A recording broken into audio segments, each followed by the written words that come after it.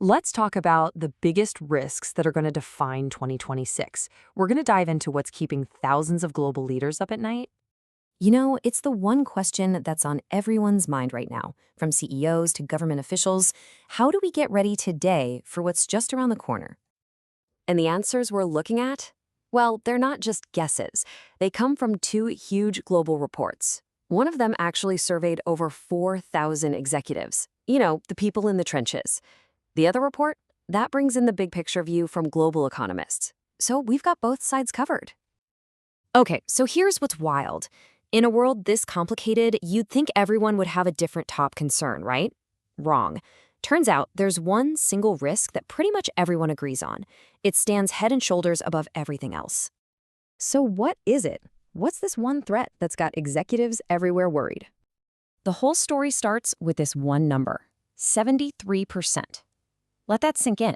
Nearly 3/4 of global leaders ranked this one thing as a top 5 risk. That's not just a majority, that's a landslide. And that risk is cybersecurity. But get this, it's not just number one. It's number one by a huge margin. I mean, the next biggest risk, digital disruption, is way down at 48%. It's not even close. Securing our digital lives is, without a doubt, the top priority for everyone. But, that top spot, it doesn't really tell the whole story. While everyone's rightly focused on cybersecurity, there's another threat that's quietly climbing the ranks, and it's climbing fast. It's like a storm gathering just over the horizon. So check out this chart. Yeah, cybersecurity's at the top, but it's not the one making the big moves. The one to watch is geopolitical and macroeconomic uncertainty. Concern about this jumped 10 points in a single year. That's the biggest leap of any risk on the list. It really feels like while we're all guarding the front door, the very ground we're standing on is starting to shift. Okay, so geopolitical uncertainty sounds kind of vague, right? A bit academic? But it's not. Economists have broken it down into some very real, very high-stakes scenarios that could actually happen. And to make this super concrete, Alliance Research actually put numbers on it. They're saying there's a 45% chance of a full-blown trade war, a 35% chance that the independence of the U.S. Federal Reserve gets challenged, and a 30% chance of either a tougher stance on Iran or less support for Taiwan. I mean, these aren't some long-shot sci-fi scenarios.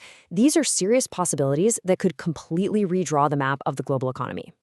Now, this is the really crucial part. None of these risks, not cyber, not geopolitics, not trade, exist in a vacuum. They're all connected. It's like a massive set of dominoes, where one push in one area can send everything else tumbling down.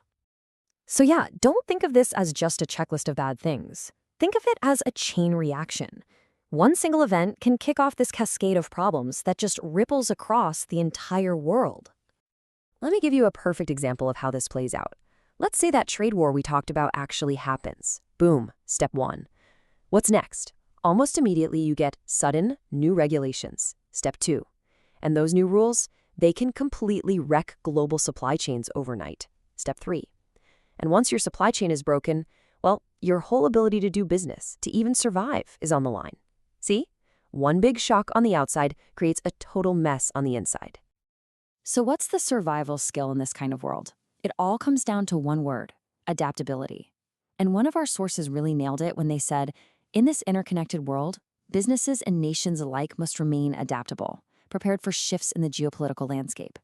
That's really the name of the game. But here's a really important catch. This whole web of risk isn't a one-size-fits-all problem. Not at all. What's keeping a CEO in North America awake at night is probably not the same thing that's worrying a business owner in Asia. Just look at the differences by region. I mean, once you get past cybersecurity, which, remember, everyone agrees on, things get really different. In North America, the number 2 worry is regulatory changes. But flip over to the Asia Pacific, their number 2 concern is just basic business resilience. We're all living on the same planet, but we're definitely focused on different parts of the storm. And you can see that pattern if you zoom out a bit. You've got places like Europe, Latin America, and North America that are really tuned in to those big geopolitical shifts. But then you look at Africa, Asia Pacific, and the Middle East, and their focus is much more on the ground level, just keeping the business running through all the chaos. And it's not just about geography. It's also about what you do. The risks look completely different depending on your industry. A perfect example is climate change. For a lot of businesses, it's a concern, but maybe not an immediate five-alarm fire. But if you're in agriculture, it's a massive deal. Half of all leaders in that sector call it a top risk. And you can see just how different it gets. For financial services, it's all about digital disruption. For manufacturing, geopolitical uncertainty is a huge headache. For retail, it's the supply chain, of course. And agriculture, as we said, climate change. It's like every industry is facing its own unique perfect storm. So what do you call this when you add it all up? Well, there's a word for it that's starting to catch on: permacrisis. It's this idea that we're in a new normal, a period of just constant overlapping crises. And that word is pretty powerful, right? A permacrisis isn't just having a bad year. It's when you have multiple interconnected crises all hitting at the same time, each one making the others worse. Look, if you take away just one thing from all of this, let it be this: you just can't think about these risks one by one anymore. It doesn't work. Cybersecurity is tied to geopolitics. Supply chains are tied to regulations. It's all one giant tangled system now. So getting through 2026 and what comes after, it's not about learning to swerve around a few potholes in the road.